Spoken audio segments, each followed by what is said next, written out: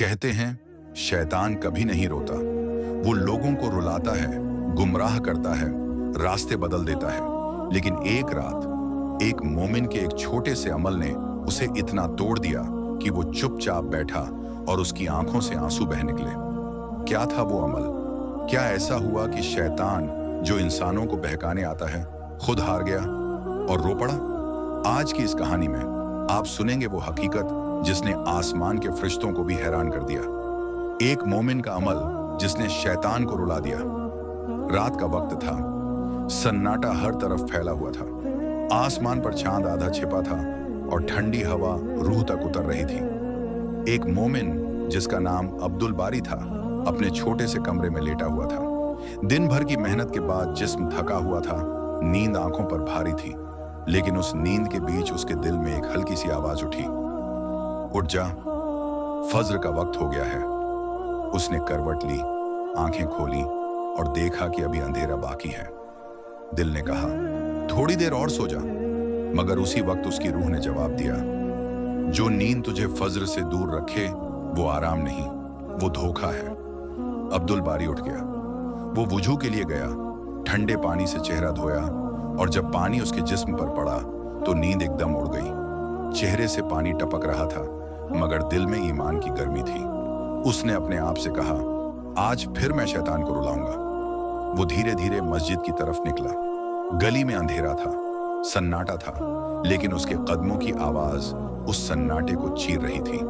हर कदम जैसे गवाही दे रहा था कि ये बंदा अपने रब से मिलने जा रहा है। रास्ते में उसे एक बूढ़ा आदमी मिला जिसने पूछा, बेटा इतनी सुबह कहाँ जा रहे हो? बाहर तो बहुत ठंड है। अब्दुल बारी मुस्कुराया और बोला, मैं अपने रब से मिलने जा रहा हूँ जो मुझे हर रोज बुलाता है, हैया अलस्सलाह, हैया अलल फलाह। बूढ़ा मुस्कुराया मगर उसके पीछे कहीं दूर अंधेरे के कोने में शैतान खड़ा था। शैतान ने अपने साथी शैतानों से कहा, देखो उसे, मैंने पूरी रात कोशिश की कि वो देर से सोए। मैंने उसके दिल में थकान डाली, उसके कान में फुसफुसाया, सो जा, सुबह वक्त है। लेकिन फिर भी वो उठ गया। दूसरा शैतान बोला, अब क्या करेंगे उसके साथ? मुख्य शैतान बोला, कुछ नहीं कर सकते। जब कोई बंदा अल्लाह की मोहब्बत में उठ जाए तो हमारी सारी चालें नाकाम हो जाती हैं।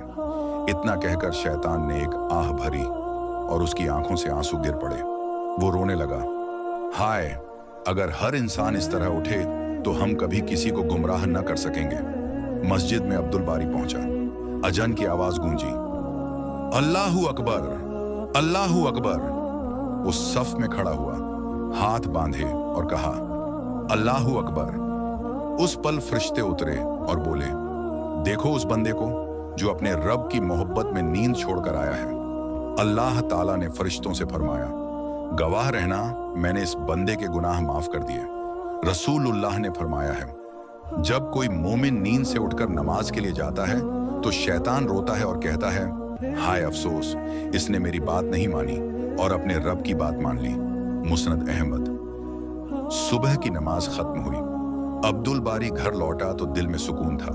नींद अब पूरी तरह गायब थी, लेकिन चेहरा चमक रहा था, क्योंकि उस रात वो सिर्फ जागा नहीं था, उसने शैतान को रुला दिया था।